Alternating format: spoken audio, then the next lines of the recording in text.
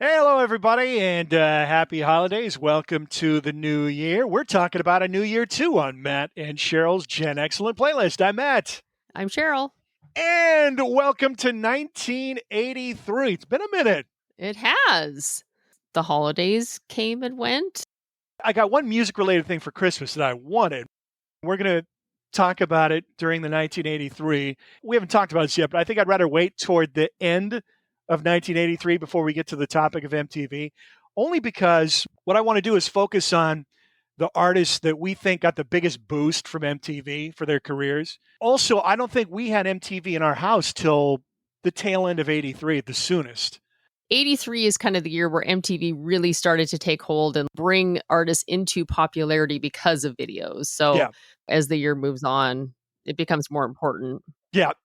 Just in my preliminary research, I think the artist that got the real big MTV bump, it was really at the end of 83, and really in 84 is when they flourished, a lot of these.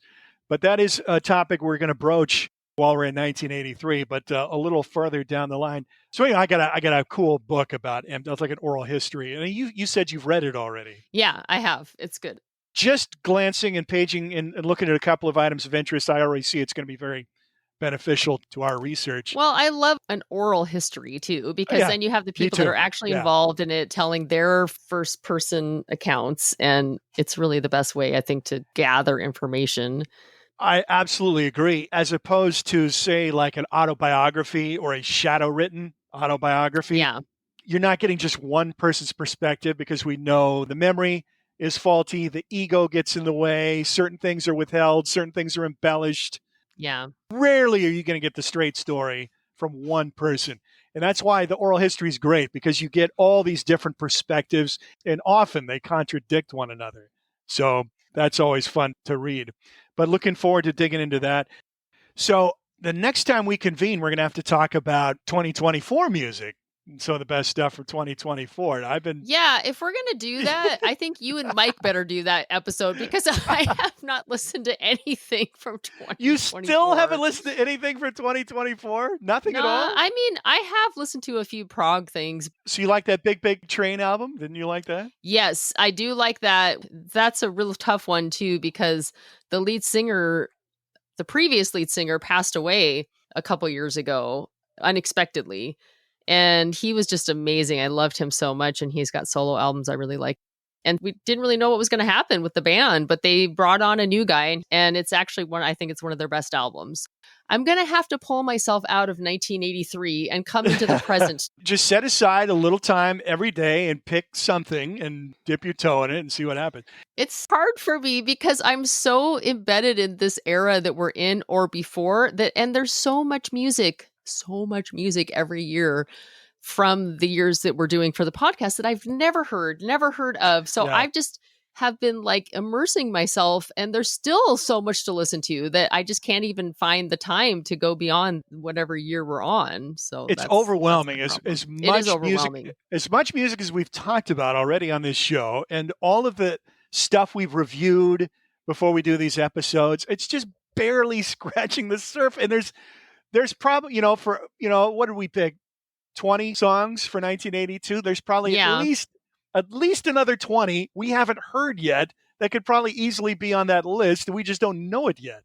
Well, I've gone like super deep and listened at least to little snippets of nearly everything that has come out in the years starting in about 1979. I did that. Like I just was delving really, really deep. And that's what I'm doing right now too. And it seems like every year I end up coming up with some gem that I had zero idea ever existed, never heard of the band, never heard of the album. And I've already found a few from this year that it's just like, oh my God, how did I not know about these things, And so it's kept me so busy.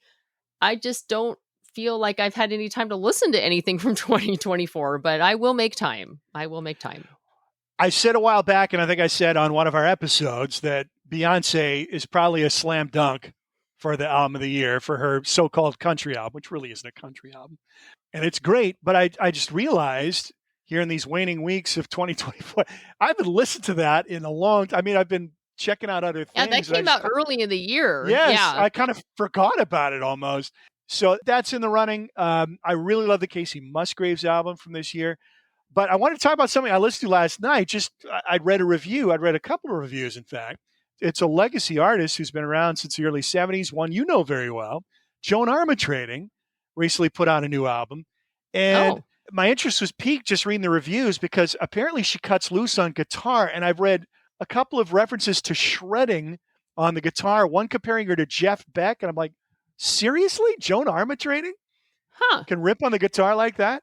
Now, the Jeff Beck is overstating things, but yeah, she cuts loose on a couple of instrumentals on Interesting. this album. And she's quite the musician. I mean, this is basically an entirely self-recorded album where she plays all the instruments.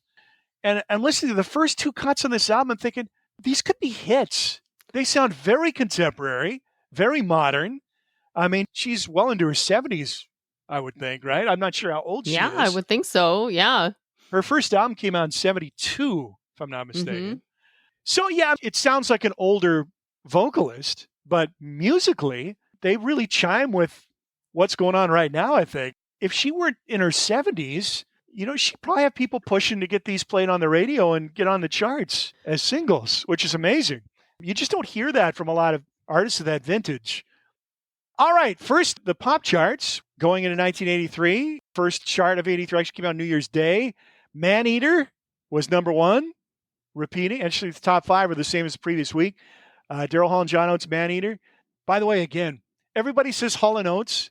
They were Mm-mm. never marketed as Hall & Oates. I don't know how that happened. Most people call them Hall & Oates. When you're Yeah. talking about the act, it's not Daryl Hall and John Oates. It's just Hall & Oates. For some reason, that rankles, particularly with Daryl Hall, but a lot of things seem to get under his skin. It seems like it would be more annoying to John Oates than Daryl Hall. Hall's name is first no matter what, and that's who Yeah. people think of. So you'd think that Oates would be the one like, I need both my names in there, John and Oates.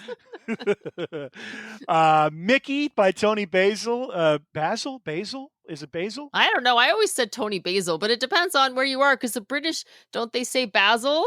And Yeah, Americans say Basil. basil for the herb, so I think it depends on where you are.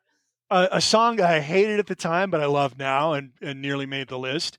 Number 3, and this leads into our main topic for this week, is the first single release from what would go on to be the biggest selling studio album of all times. And that is the duet between Michael Jackson and Paul McCartney, The Girl Is Mine. Album came out just after Thanksgiving in 82, and that was the first single release. Rest of the top 10, Dirty Laundry, Don Henley, on our list. Mhm. Gloria, Laura Branigan, which was gaining steam the whole time we were doing 82 as a guilty pleasure, but Yes. didn't quite. I think we both loved that. Yeah, we do. So does Mike. Stepping Out Joe Jackson, which was on the list briefly, but didn't Another end up one. making it. Yeah. Sexual Healing, great song by Marvin Gaye, his last big hit before his untimely death. Down Under by Men at Worth. Remember, that was the first song we put on the list way back at the beginning, 82. Remember that it was a hit worldwide, and the U.S. was the last to catch on. It was still kind of making its way on the charts going into 1983, even though I think it was released in late 81. Yeah. Stray Cats, Rock This Town. I feel kind of bad that Stray Cats haven't made it in there because I Eh, loved I liked them a I lot at the don't. time. I still like them a lot. You're not a fan of I the like them. It's fine. I just don't think that they're that special. Stray Cat Strut, I actually think is pretty cool, but Rock This yeah. Town is just 50s rock and roll, rockabilly. Like there's nothing that interesting about it. It's just so well done, and the guitar work is just immaculate. And I think Brian Setzer's a great guitarist, and I do think it's fun. Stray Cat Strut and Rock This Town, they could have been on the playlist, but I don't feel like we're remiss to not have them on the playlist. That guy is an incredible player, and he's playing that big old, what was it, Gibson 335? I mean, with It's as kind of big a as he is. oh, I know, Yeah. this vintage guitar. Most of the hot players are playing something a little more streamlined, like a Strat or a Les Paul or a Gibson SG, and he's playing this big old vintage instrument. Well, it works with their 50s rockabilly vibe. I mean, that's what he was going for. And Yeah. it's the whole look and everything. And yeah, and I think he wasn't appreciated until much later No, as a no. guitarist. I think that at the time they were kind of just seen more as almost like a novelty in a way, just like with their look, their videos were kind of goofy. We're at the very beginning of 1983, so Right. a lot of the stuff is holdovers from 1982. You still have things on the charts that were out in 1982, even 1981 with Men at Work. Yeah. So these are all 1982 songs. So the two things we're going to focus on for this episode, two albums that came out in 82, but had most of their impact in 83. And in fact, the case of Thriller, it was the best-selling album of 1983 and 1984. I mean, that's how incredibly popular this record was. But actually, 1999 by Prince came out a month earlier. That came out just before Halloween in 1982. And then the Thriller album comes out just after Thanksgiving in 1982. Lead singles, 1999, the title track, and the McCartney duet, which was very much planned by Michael Jackson and his team. They wanted to ease their way into the charts with a Beatle. Something they knew that was going to be appealing to a broad spectrum of fans, bringing Paul McCartney in. You're harder on this song than I am. I don't have a problem with this song. I didn't love it or hate it at the time. It's a catchy little goofy pop song on the radio. And then the part that rankles you also rankles Paul, which is the line, "The doggone girl is." I love that. It brings a smile to my face. So silly and cheesy. And it's already a cheesy song. I mean, the other thing that I think is weird about it, Paul was 40 years old when he recorded this song, and Michael was 24. So you're telling me that they are both vying for the attention of the same girl? Ew! That is just weird. Paul's an old man when he's recording this. So I think that's strange. Michael Jackson's 20-something going on 12, Exactly. So I just think that's weird. You at least like this song better than Ebony and Ivory. Let's just get that out there. I do, because I think it's just goofy and playful and isn't trying to send a message or anything. But I do think that it was very calculated, like you said. Michael knew exactly what he was doing. He wrote this song. It wasn't written by Paul. It was written by Michael. And so I guess he's the one that wrote "The Doggone Girl Is Mine," and Paul just sang it. Made Paul sing that. And if Paul is singing that through gritted teeth, he does a fine job of acting because it sounds natural. Oh, well, come on. Paul has plenty of cheese in his arsenal, so I don't think that it was that much of a stretch for him to sing this. But I do think it makes it cheesier than it needs to be. That line makes it cheesier than it would be if they just didn't have that line in it. Their goal was nothing short of world domination. I mean, they were ultra ambitious with this album. And it was not a huge hit by accident. This was all part of a grand plan. Well, Michael had a hit with Off the Wall. At that point, it was the biggest selling album by any Black artist ever. With Quincy Jones producing, they won Grammys, but he didn't win Record of the Year. Well, that plus Black artist. He did not want to be pigeonholed. Yes. And that's one of many similarities between Prince and Michael Jackson. They did not want to be labeled as Black artists. They did not want a Black audience. They wanted the world. They wanted everything. Well, and it's very apparent on Thriller because he is working so many different genres, and he is specifically trying to appeal to white, young, male fans, like with Beat It. He's trying to appeal to the British fans with Paul McCartney. He is very specifically and deliberately wanting to be a global pop star, like you said, not just an R&B artist, not just, appeal to Black audiences. I mean, Off the Wall was a big album, but he was still considered R&B or disco, right. And, at that time. The Grammys you mentioned, now winning Record of the Year, all the Grammys he won were R&B awards, which rubbed him the wrong way. Yeah, so he was extremely determined, and he was determined to change the way he was perceived. He was determined to basically take over the pop world, and he was not going to give up until he got what he wanted. He was always striving for excellence beyond, anything that anyone had ever reached. Not just him, but anyone had ever reached. And that included having multiple hit singles on the album. He wanted every track to be a hit. Every track. Damn near got there. He did. He was angry, really. I mean, he came in angry knowing that he had something that he wanted to prove. I mean, obviously Michael Jackson was coming in with a lot of baggage anyway, because he was a Yeah. star as a child. He had now kind of gone through those awkward teen years where, they didn't really know what to do with him musically once the Yeah. Jackson 5 wasn't really recording or having hits anymore. And Completely abnormal childhood. yes, and abusive father, really driving his career and his life. So he really wanted to prove to himself and to everyone that he was talented and he could do this on his own, not with his brothers, not with his dad, not with anybody telling him what to do, which is similar also with Prince in 1999, who was out to do his thing and on his own terms. I mean, there's a lot of differences there too, because Michael did have a lot of help. He had Quincy Jones, really helping him mold and shape this album. And Bruce Swedien, the engineer, who did amazing things for this album with the way it was recorded, the way he placed microphones, the way they got the drum sounds. He had writers like Rob Temperton writing for him, and the Toto guys playing on the album, the best session guys. They were really like molding and shaping this album together. But Michael had the work ethic, the vision, and the talent. I mean, it almost becomes kind of lost in the popularity, really how talented Michael Jackson is, especially as a vocalist. I mean, obviously, he doesn't play an instrument. He's not like Prince, who plays every instrument, produces, does everything on his own. Michael's a vocalist. And that's how he writes songs, too. He is a songwriter, too. Yeah. But he writes vocally. He vocalizes all the parts to the song. And he can't play an instrument. His vocals is his instrument. Yeah. But he also does something with his vocals on this album. And I think it really comes across in Billie Jean, where he's got those kind of like chirps and those sort of like inflections in his vocals that brings like a whole other dimension of emotion behind it. You hear people talking about how like he would beatbox and stuff, and he could beatbox like amazingly. And that's kind of how he sings too. He's very percussive in his singing. And it just makes these songs come alive in a way that not very many other singers can do.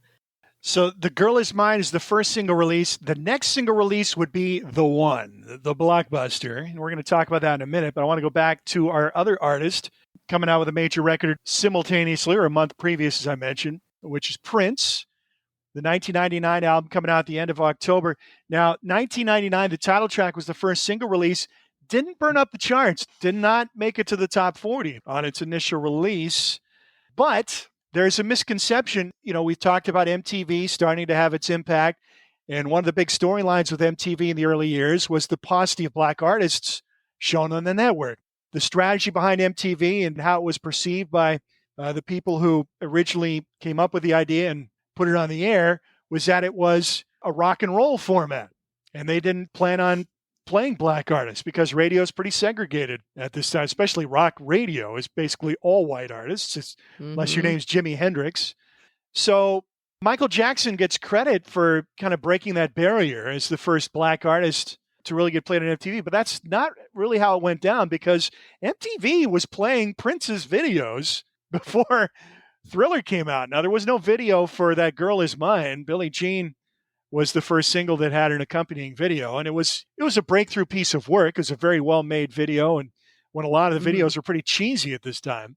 Yes. But Prince, for 1999, they cranked out like a half dozen videos in the span of a couple of days. I think they stayed up all night and just worked until they knocked these things out. In fact, if you watch the videos, not just for singles, but for a couple of the album tracks on 1999, you could tell they're all in the same studio. Often they're wearing the same clothes from one video to the next. But, I certainly remember seeing the 1999 video a ton of times on MTV. It was kind of like an in-studio performance video. And then Little Red Corvette. I mean, both those got a lot of airtime, which, Prince was ahead of Michael in getting a rock audience. So he'd already been on Saturday Night Live around the time Dirty Mind came out, and he was kind of building this word of mouth hype, and he was really big among fellow musicians. I think he played a New York show around that time, and they talked about all the famous people. Of course, David Bowie's there. Of course, he's always there for whatever whatever's new, hip, and currently cutting edge. He's one of the first ones there routinely. So he's already building this rep. And I don't know, had he played with the Stones, his infamous opening act on the Stones, that would have been 81, right? The Stones tour where he I don't opened for know. them and was booed and had stuff thrown at him. Mm. So that's already going on. He's already kind of got one foot in the rock camp. In 1999, it's a party song, it's a funky song, but it's got enough rock feel to it. And then Little Red Corvette's got a rock pop sound It's to got it. guitar. It definitely has Right. more of a rock sound Yeah. to it. And it's funny too, 1999, a lot of people say, well, it's the first record with Prince and the Revolution. Not really. It's mostly just Prince on that record. I mean, there's a few backing vocals by other people. And then I think Des Dickerson plays a lot of lead guitar on Little Red Corvette. A lot of people don't realize that is the guitarist in his touring band. But for the most part, 1999 is just Prince. I think people think that too because the song 1999, they share vocals. Right. Each verse is sung by a different vocalist. And so that makes it feel more like it's a band. It's kind of a throwback to Stevie Wonder with You Are the Sunshine of My Life, or Sly and the Family Stone, where the different group members trade lines in a verse. Yep. So, yeah, 1999, it's Prince, and then Lisa Coleman.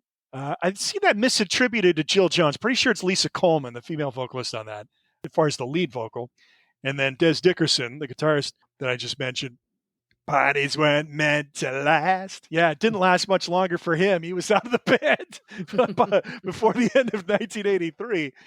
But killer lead single, but it didn't catch fire, although MTV was playing it heavily, the video, and then they were all over Little Red Corvette when they came out as well. It took longer for Prince to really have an impact on radio, but MTV was, because visually he gave them something to work with. I mean, plus it was more of a rock sound, so it fit into their format. So don't be fooled that Michael Jackson was the first black artist played on MTV, because it's not true.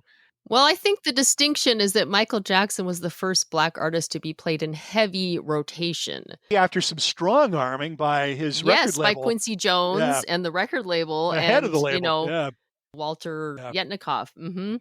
Plus, the videos that were made at that time were not really intended to be a cinematic experience. Like Billie Jean really was crafted in a way that a lot of videos were not at that time. Even the Prince videos, I think the Prince videos are good and they're interesting. And but it's just because visually he's interesting. Exactly. But it's still just more of a live performance video.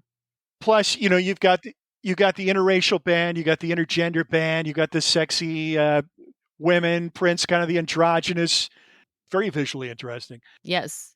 So both the first singles come out in 1999, and The Girl Is Mine. And then single number 2, this is where things really start to take off for the album and for Michael Jackson with the song Billie Jean. And it's not necessarily because of the video being played on MTV. It took a little while longer for that to really get played heavily on MTV.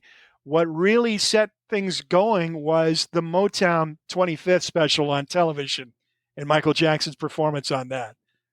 Which is also the first time that anybody saw him do the moonwalk on stage. Right. Which just blew the whole thing through the stratosphere.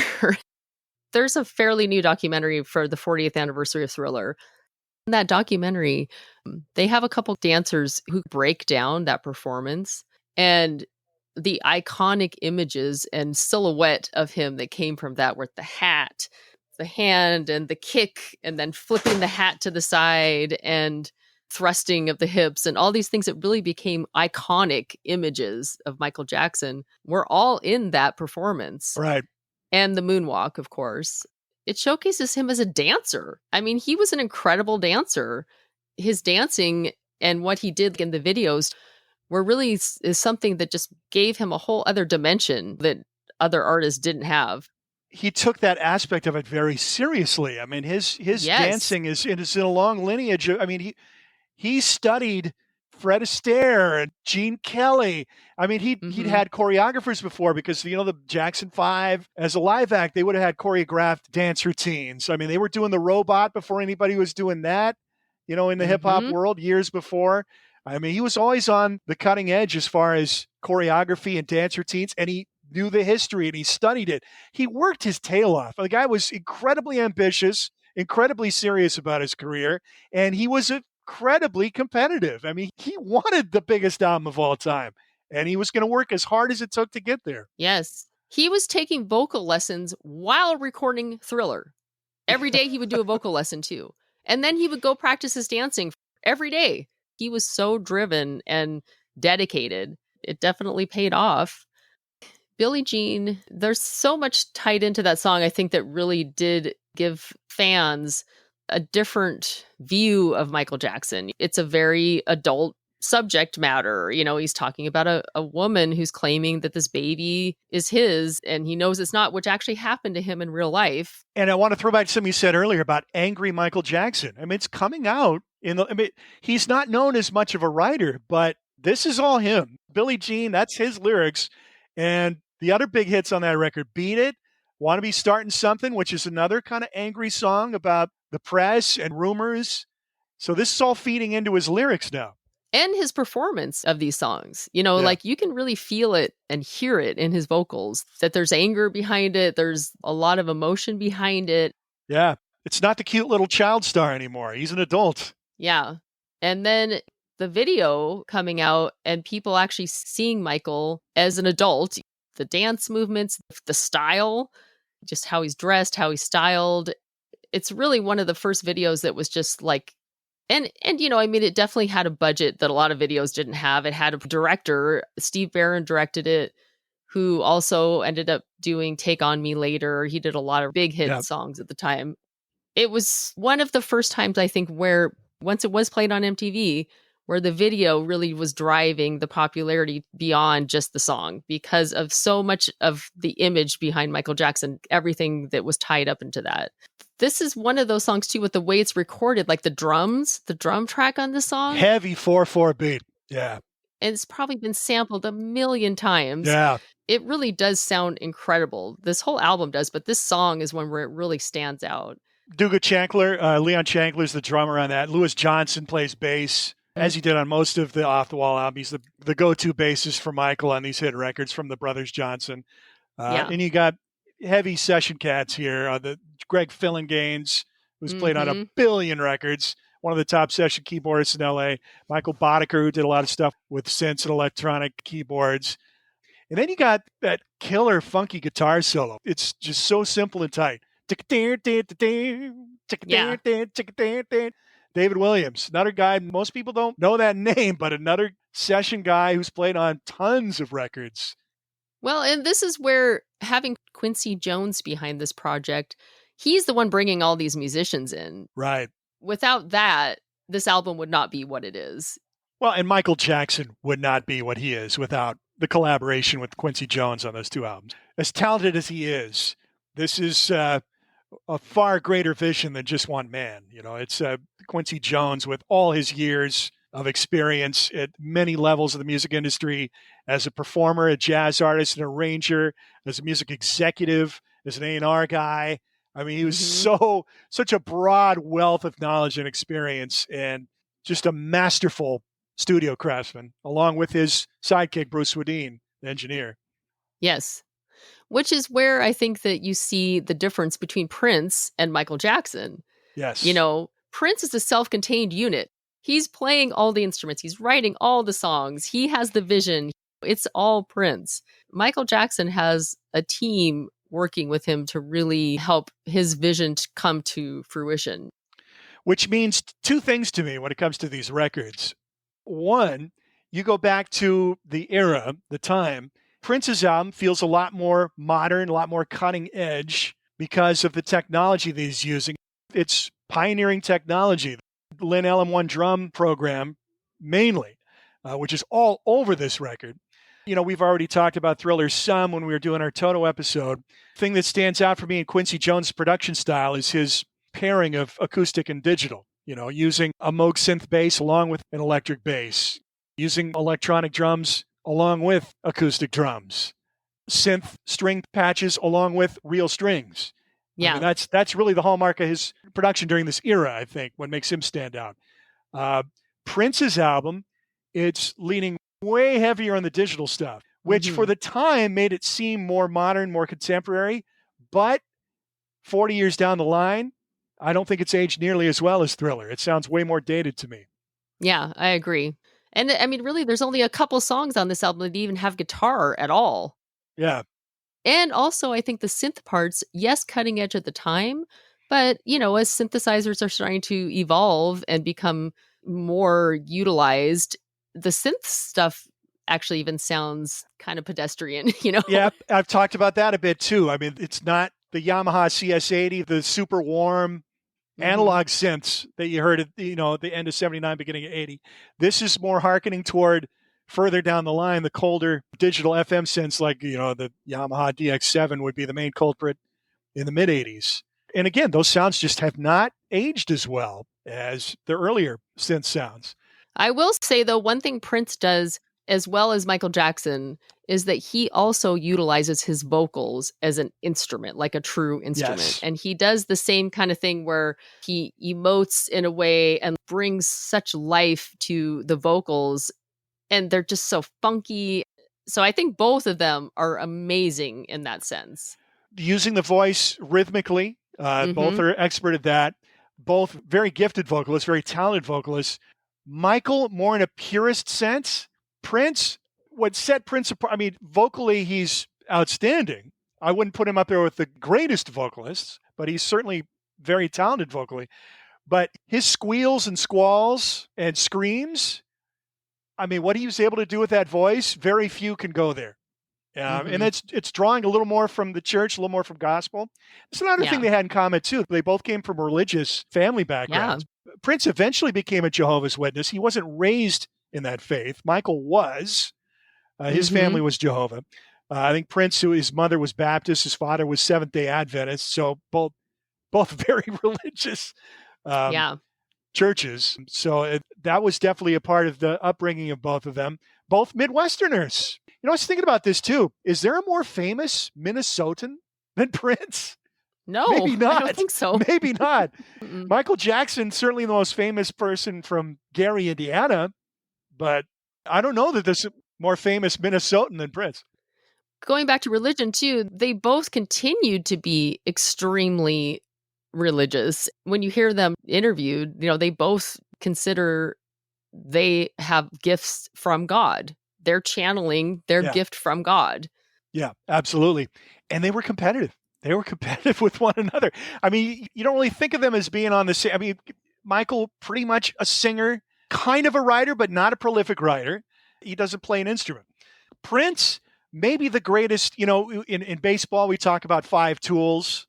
In the musical realm, I don't think there's been a more talented five-tool artist than Prince, ever.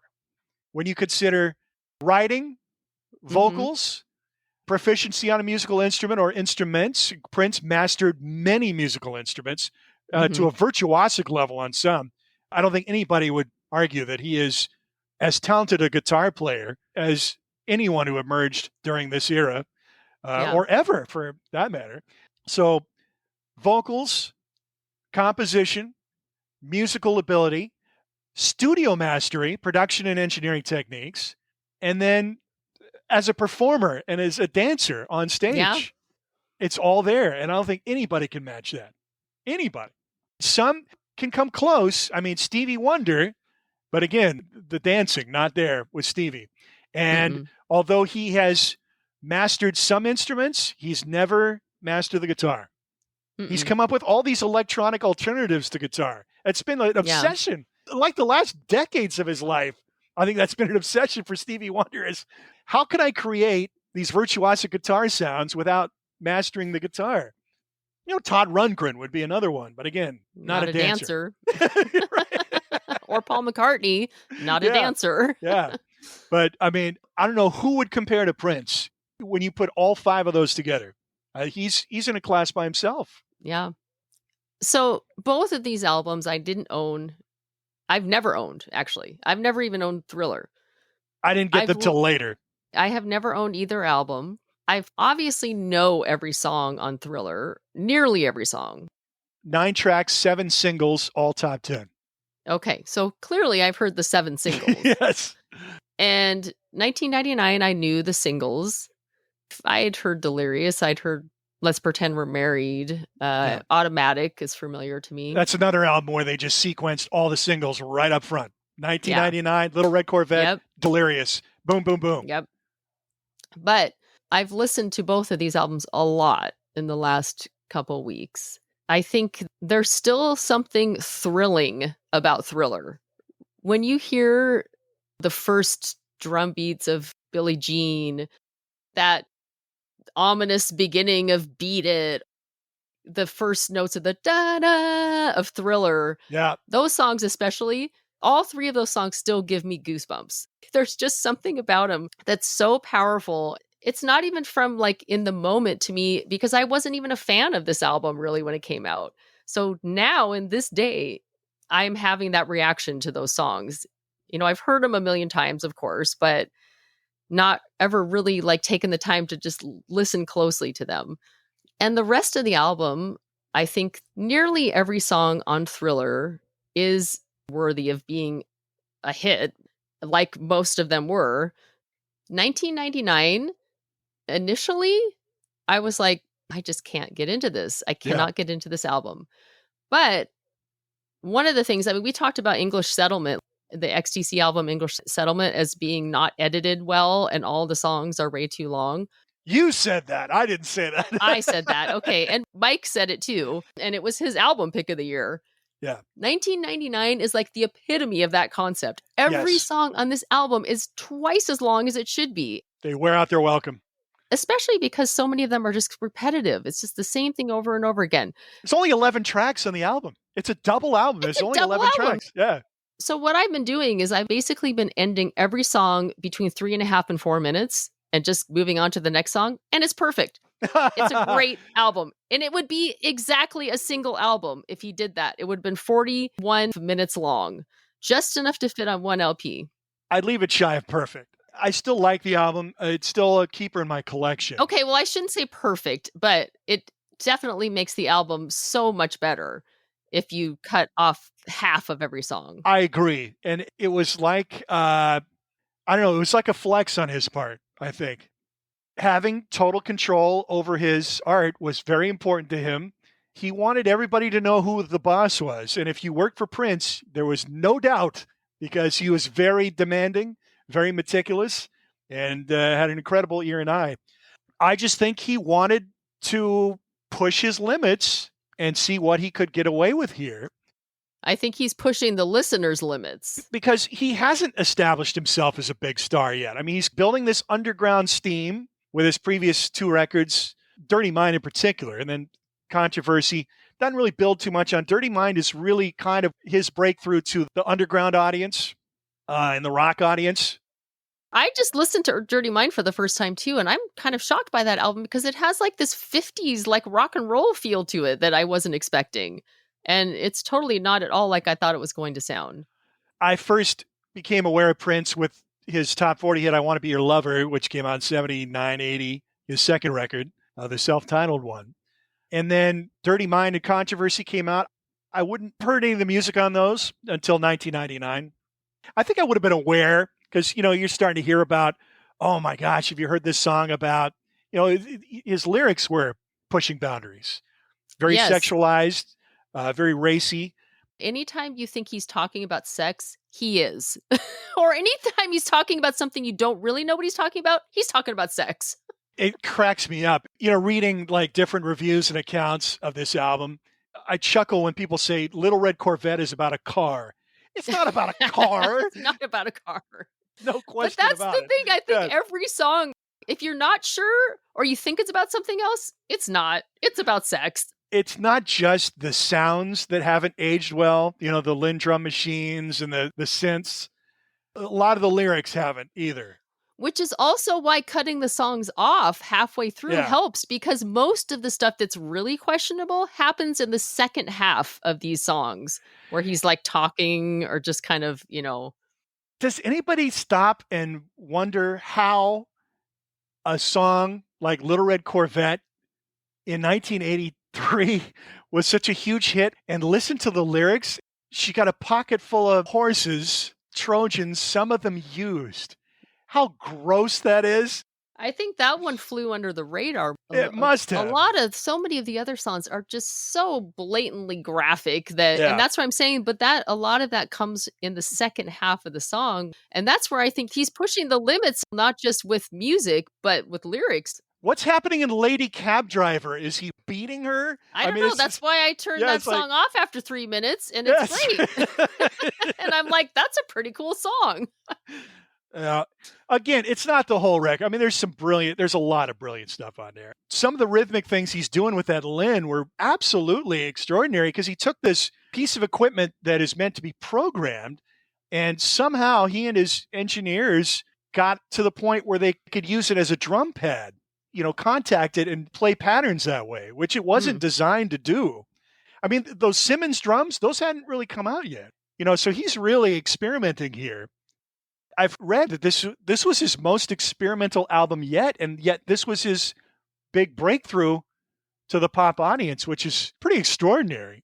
Yeah, and I think the crossover having kind of more the rock sound to it too, and that's one of the things that both of these albums did, is they crossed over from R&B to rock and pop and garnered this huge audience because of that, much larger than they ever had in the past, both Prince and Michael Jackson. I think Michael Jackson very deliberately did that, even to the point of like bringing in Paul McCartney, and an artist that he knew that would give him that exposure. Prince, he was really sticking to what he had been doing already, which was a lot in the rock vein, and just expanding on it, and then bringing in at the time, the cutting edge synth sounds, which was popular in R&B and popular in the emerging rap scene, and, already had an audience there for that type of sound, but then also bringing in guitars and bringing in a more rock and pop sound with it and melding it together in a way that just made something different, but still appealing to a large audience. That's pretty amazing, even with the lyrical content, even that it could transcend that to a point where either people just didn't understand it or ignored it. And also both artists used MTV once they were actually able to be seen on MTV, that it just propelled them even further. It's important to appreciate good art in context. And you have to do that with this record in particular, because like I say, it just doesn't wear as well in 2024.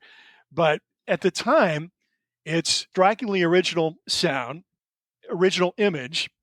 And the fact is, nobody bats an eye at these kind of lyrics anymore, these sexual lyrics or the F word in lyrics. I mean, Taylor Swift swears as much as a lot of rappers nowadays. But at the time, it was very controversial. I mean, it was, in fact, it was a Prince song that motivated the whole Tipper Gore PMRC movement. Mm-hmm. The wives of all of these. Oh, by the way, Tipper Gore, Democrat Senator Al Gore's wife, not Republicans that were coming. It was Democrats mainly. The wives of these politicians, not all Democrats, there's a mix of Democrats and Republicans, but Tipper Gore was certainly not a Republican. And it was, not just Prince, but I guess it was Darling Nikki was the one that pushed her over the edge and really got the ball rolling on eventually getting the warning stickers on albums. The other thing with Prince too, he was like a brand in himself. Like he had his own record label. He had people he was pushing. Not yet. Didn't have that label yet. But he did have artists that he was writing songs for, other people. Not yet. Like he would eventually get to that point. And when you're talking about songs, the lyrical content, the reason I'm thinking of that is the Sheena Easton Sugar Walls. Remember that song? Yes, and that's another one of those where it's like, whoa. But, if you start to look at all the things, not at this point yet, but after 1999, when he is basically becoming a brand. It's funny too with the lyrical content. So, Prince is hearing rap at this time, and it's influencing him on this record with the use of the drum machines and some passages in the album that are drawing upon rap style lyrics. At the same time, I think rap is drawing from Prince later on as far as pushing the boundaries with lyrical content. Because at this time, you don't have a lot of dirty rap records. That just isn't a thing, Yeah, that's true. That's still a couple of years down the road. And I think Prince was a big influence on that, among many other things. So, 1999, a 1982 single initially, but once the ball got rolling with Little Red Corvette breaking through as a hit single, it would be re-released. It would be a bigger hit. It never made the top 10. It came just outside the top 10. Delirious did crack the top 10. 1999 is my favorite track on the record. I don't know what yours is. That's my favorite track too. I like Little Red Corvette. I think Delirious is cool. I like Let's Pretend We're Married. I like Automatic. Ooh, we shot, cuckoo, yeah. I love that. All the Critics is cool. But once again, that's with the caveat that I have to cut every one of these songs, except 1999 is the only one that's the right length. Every other song, I have to cut it off halfway through. Yeah, 1999 sustains the groove and doesn't become tiresome. Yeah. All the Critics Love You, New York is the most interesting track of this record for me. I haven't seen any other citation of it, but first time I put this on, I'm like, this is totally Talking Heads influenced. It's like an Adrian Belew tribute, the guitar part on this. And it is one of the few songs that has guitar. And I don't know if he's paying tribute to Talking Heads or maybe taking a shot at them. I mean, All the Critics Love You, New York. Is he talking about his critics or the critics that are fawning all over Talking Heads? Yeah. Saying, well, I could do this style too. But that's a total Adrian Belew guitar part on that. But, aside from the singles, I don't love any of the other album tracks on this. I mean, his best work is yet to come. It's right around the corner, in fact. Purple Rain is a huge step forward, I think.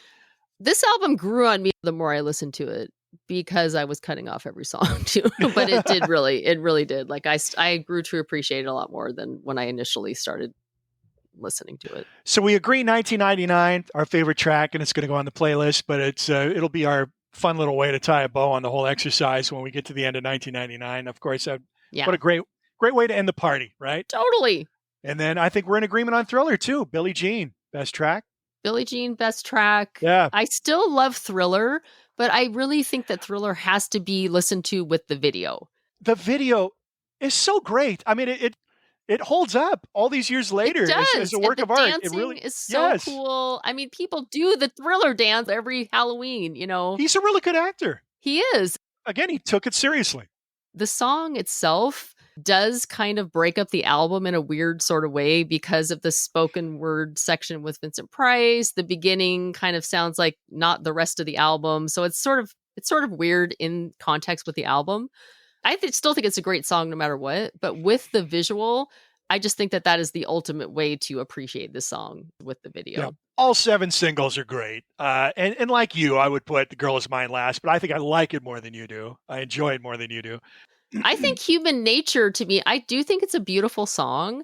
I appreciate the fact that Steve Porcaro wrote it, and it's one of the songs that the Toto guys are on, and I love that. But I don't know. For some reason, I don't know if I like it as much as other people. A lot of people just gush about that song. I do think the hook, the da da da da da da da, and that's what caught Quincy Jones's ear. And, Steve had a demo tape with a bunch of ideas on it. Yeah, it's a funny story. Kind of played a snippet of that song, and Quincy's like, hey, wait a minute, what's that? The tape automatically, so it used to be tape players. Over. Right, you'd have automatic reverse. So when the tape got to the end of one side, it would automatically go into reverse mode and play the other side. And they'd been listening to demo ideas. They demoed hundreds and hundreds of songs. 600 songs. Yeah, so the tape clicks into reverse. He didn't intend to play it for anybody. And then Quincy Jones just hears the first few bars of this song he's working on, like, what is that? We could do something with that. Yeah. It's that da-da-da-da-da-da-da. And that's the hook, and that's what he heard. I mean, Michael loved that song. He did. He talks about it, and he says when he performed it, he loved it. I love his vocals on that track, and it really does have beautiful. It's a mood. It's a very moody piece, and it's because of his vocals. The instrumental breakdown is just gorgeous with Michael kind of cooing in the background, that beautiful synth pattern. Just lovely. Well, that song was recorded late at night, and it has that vibe to it. It's got a feeling behind it, and apparently Michael did it all in one take. But yeah, I think all the singles are great, and Thriller is probably my second best, but with the video. Want to Be Starting Something, I think, would be my third, because I think that one really it's the most similar to Off the Wall, and it's got the disco-y sound to it, the funky disco sound. That's duking it, for me, that's duking it out with Human Nature for my second favorite track. Okay. I think it's a great way to start the album, too. Yeah. Want to Be Starting Something, literally. He's starting something right there. Clever. Yeah. Oh, one of the things we didn't mention about Billie Jean, too. At one point, they wanted to change the title of the track because they were afraid people would think it was about Billie Jean King. Oh, Which is funny because Billie Jean King was still very well. I mean, she's continued to be well known over the years, but she was still playing tennis back then, and yeah. public figure. I don't think it ever once occurred to me, Billie Jean, like Billie Jean King. And I don't think that ever entered my mind. And I'm a sports guy. The only time it ever entered my mind is when you Google Billie Jean, or like if you look at the Wikipedia page, it says not Billie Jean King, or it redirects Yeah. you if you're looking for Billie Jean King. So that was the only time I made that. I was like, oh, yeah, I never really thought about that either. And of course, Beat It with the Eddie Van Halen guitar solo that he did gratis, did not charge for his services, just walked in there and ripped off a classic Eddie solo. All the guitar on that record is Steve Lukather, other than the solo. Yes, and Steve Lukather and Jeff Porcaro had to build that song around the solo because Michael's vocals and the solo were cut first. And it does have kind of a weird rhythm feel to it. And it's because they had to go through and Jeff Porcaro had to basically build a click track around what was already recorded. And it was a little bit off. It was just a little strange, but they figured it out. And it's definitely one of the main crossover songs on this album that Michael Jackson really wanted to appeal to that young male white audience. And bringing Eddie Van Halen in, what a way to do it. Also, the video, Beat It, was Michael Jackson bringing in these dance moves from the street. And those guys in that video are real. Yeah, bringing in the actual Crips street and Bloods. You got dudes. the gangsters. You got the dancers. I don't know if anybody has an accounting of which videos have been played more than any other on MTV, but Beat It has got to be in the top 5, if not number 1. I mean, it seemed like that was being played every hour for a year or two. Well, both Beat It and Billie Jean would have to be up in the top 5, don't you think? But I will say this. Now, we're going to talk about artists impacted by MTV. I don't think I would include Michael there because this album was going to be a monster regardless. This album was already huge before the videos even came out. And actually, Thriller they didn't even want to do, initially Quincy was like, what? Let's wait to the next album to do a big hit. This album is already huge. We don't need more here, but Michael wasn't satisfied. He knew that he could go beyond. And so when they started working on Thriller, it had a huge budget, like a millions dollar budget. Yeah. He wanted it to look like a movie, so he went and got a hot director. He got John Landis because he'd just seen American Werewolf in London, and he wanted that. He wanted to become a werewolf, and he became a werecat.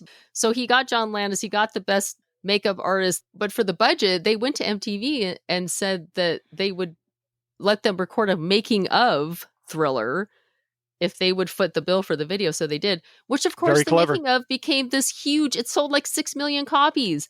And when the video came out, it doubled the sales of the album. And the album was already the biggest album ever, Yeah. So yeah, you're right. He didn't need MTV to push this album as far as it went, but it did end up making it go even further than it would have gone without MTV. Yeah, another similarity. Michael Jackson and Prince, just kind of weird, otherworldly characters, but both with pretty good business acumen and got the right people around them to make stuff happen. Yep.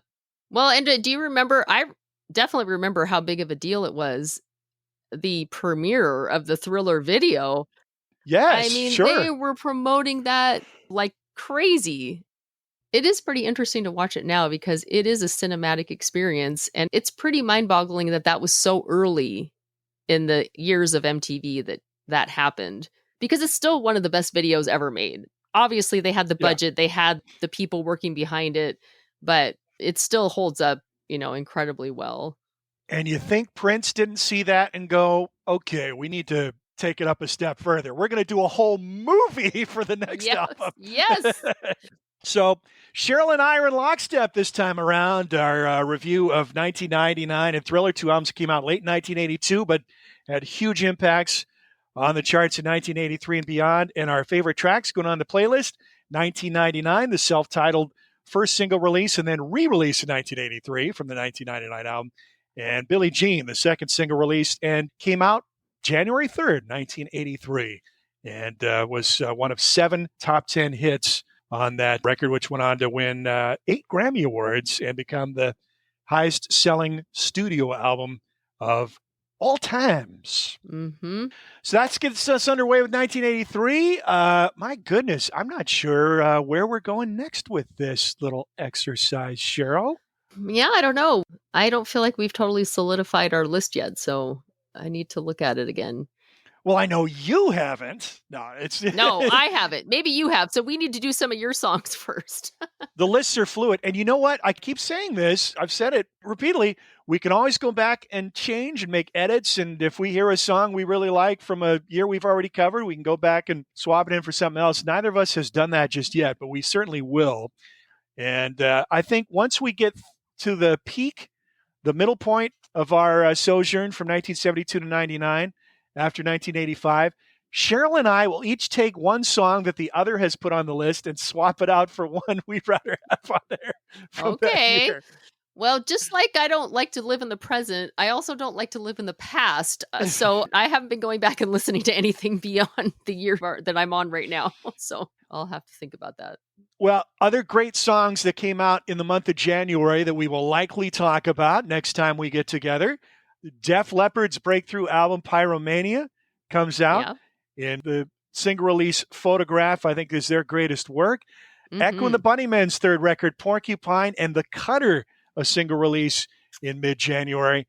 And then Yep. Love that one. Eurythmics' breakthrough hit, Sweet Dreams Are Made of This. I can still remember the first time I heard that on the radio in the car. And just like, what is Mm-hmm. that?